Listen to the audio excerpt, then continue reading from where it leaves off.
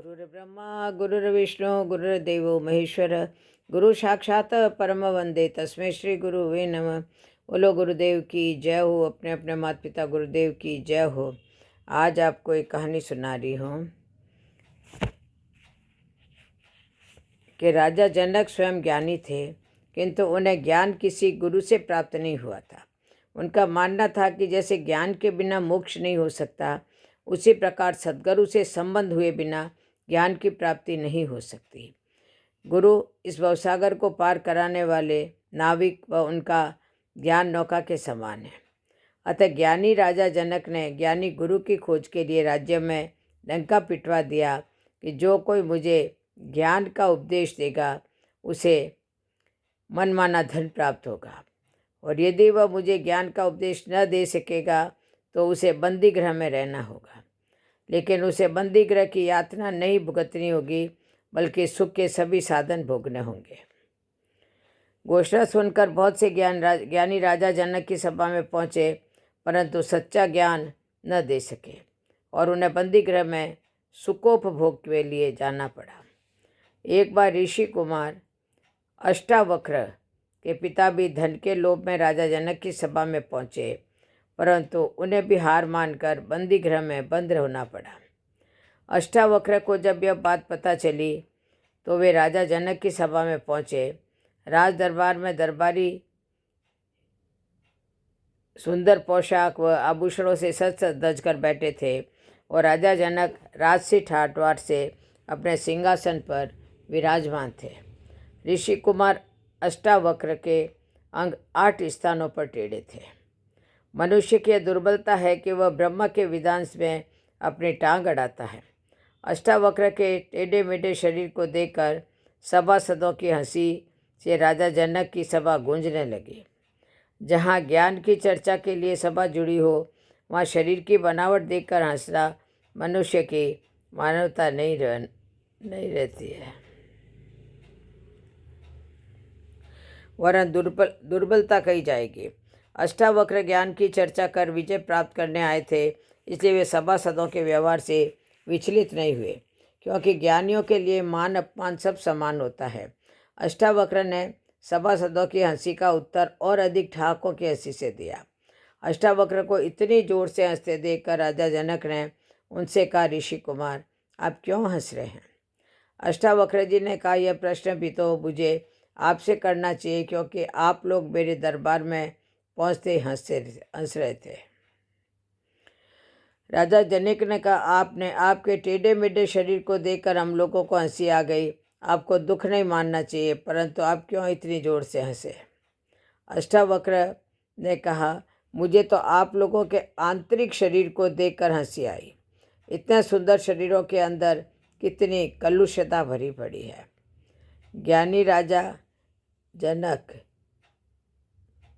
जिनकी सभा में ज्ञान की चर्चा होनी है, उनके सभासद तथा स्वयं वे भी शरीर के रंग रूप व बनावट के प्रेमी हैं।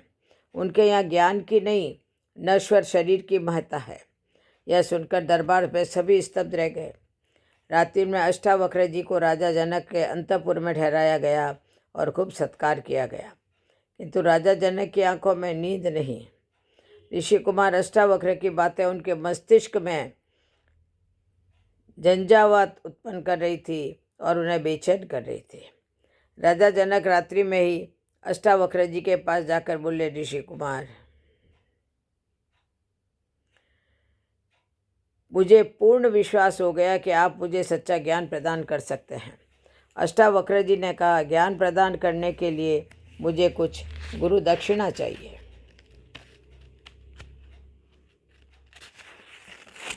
राजा जनक ने कहा, आप मेरा पूरा खजाना ले लीजिए, परंतु मुझे ज्ञान प्रदान कीजिए। अष्टावक्र जी ने कहा, यह खजाना तो राज्य का है, इस पर आपका कोई हक नहीं है। मुझे तो अपना मन गुरु दक्षिणा में दीजिए। राजा जनक ऐसा करने को राजी हो गए। अष्टावक्र जी ने कहा, मैं 1 सप्ताह बाद आकर तुम्हें ज्ञान प्रदान करूँगा, परंतु यह याद रखना कि आपने अपना मन मुझे संकल्प कर दिया है। इसके बाद अष्टावक्र जी अपने पिता को बंदी गृह से छुड़ाकर घर पहुंचा आए। इधर राजा जनक की दशा बड़ी विचित्र हो गई। चलते फिरते खाते सोते उन्हें यही ध्यान रहता कि उनके मन का संकल्प हो गया है। इसी चिंता में उनकी सभी क्रियाएं शांत हो गई। एक सप्ताह बाद अष्टावक्र जी ने आकर जब राजा जनक के से कुशल पूछी तो राजा जनक ने उत्तर दिया, मेरी कुशलता तो अब आपके अधीन है। मन तो आपका हो चुका है और अब मैं जड़वत हो चुका हूँ। मुझे इसी में परम शांति मिल रही है। अष्टावक्र जी ने कहा, इस जड़ता को तुम आत्मज्ञान के पास ले जाने वाली जड़ता समझो, क्योंकि अब तुम ज्ञान प्राप्त करने के योग्य हो गए हो। अष्टावक्र जी ने कहा, सांसारिक भोग मन के अधीन है, मन ही देही है, आत्मा विदेही है।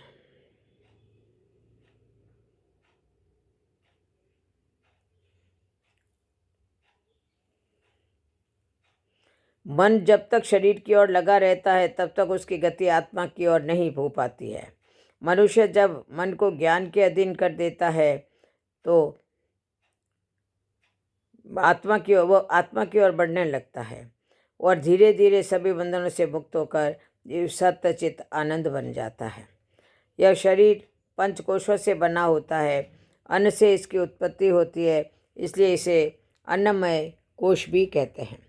इसके भीतर प्राणमय कोश है, उसके भीतर मनोमय कोश और उसके बाद विज्ञानमय कोश है। विज्ञानमय कोश के बाद आनंदमय कोश है और आनंदमय कोश में प्रवेश करते ही शरीर का सुख दुख के झंझटों से छुटकारा मिल जाता है। उसके ऊपर है सर्वव्यापक आत्मा। शरीर पर ज्ञान की सत्ता स्थापित होने पर ही आत्मा की प्राप्ति होती है। राजा जनक, अब मैं इस ज्ञान के साथ आपका मन आपको वापस कर रहा हूँ। अब मेरे आदेश से ज्ञान के अधीन होकर इस राज्य का संचालन कीजिए। समस्त जीवों में अपनी आत्मा का अनुभव कीजिए, सबसे परे होकर रहिए। राजा को ज्ञान देकर अष्टावक्र जी चले गए और उस ज्ञान को धारण करके राजा जनक देही से विदेही बन गए। राजा जनक और ऋषि अष्टावक्र के बीच का संवाद अष्टावक्र गीता के नाम से जाना जाता है।